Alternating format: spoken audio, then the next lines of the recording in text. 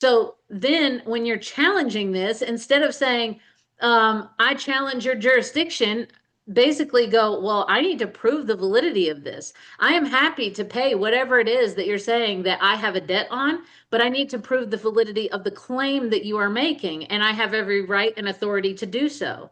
And then giving them deadlines on proving that, and I need to see the ledger. I need to see every person who signed it, every hand it passed through, every bond that was created, the CUSIP it was created on. I need to see who profited, how much they profited, when they profited. Go into very in-depth detail of all the financial stuff, because that's the stuff they don't want to get out. They don't care if you know all of their processes, because they want you to go do those processes. Guess why? Because it's a trap. They want you to fall into the trap, because the second that you follow their protocol, you're in their jurisdiction, and now they can legally come after you because you have fraudulently filed their documents that belong to them. And that's the reason that I will not file their documents.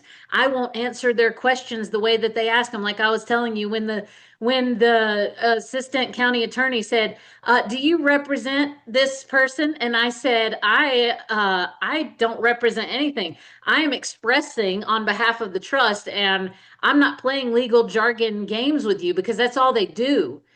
Just thinking about it, all these lawyers, what are they looking for when they look at a case? Oh, well, you misspelled this on a paper, so it invalidates that clause there.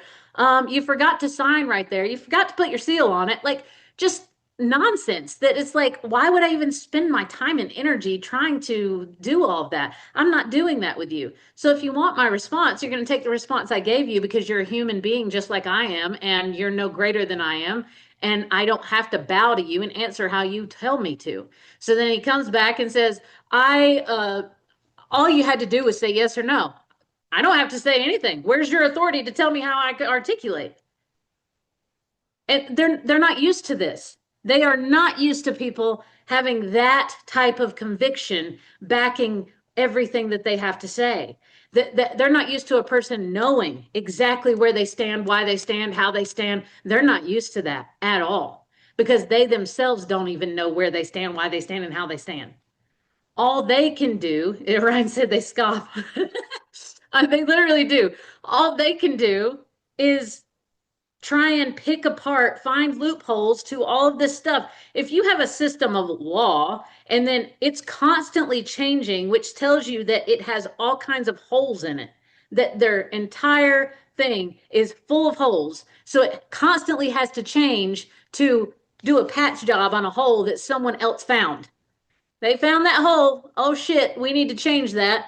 And then they go write a new law, new legality, because we got to stop, giving it the power to be a law, because it's not a law. So they're constantly, it's like a lie that you tell. You tell it one, you tell that lie. Well, the rest of your life, you're trying to figure out, you got to cover your tracks, and there's new lies and new lies and new lies. That is the legal system. It's a lie they told that they constantly have to cover their tracks on.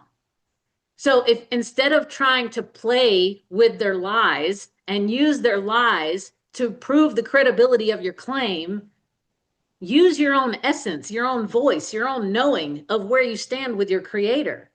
That's way more powerful. Even if it's one sentence on a napkin, it's still more powerful.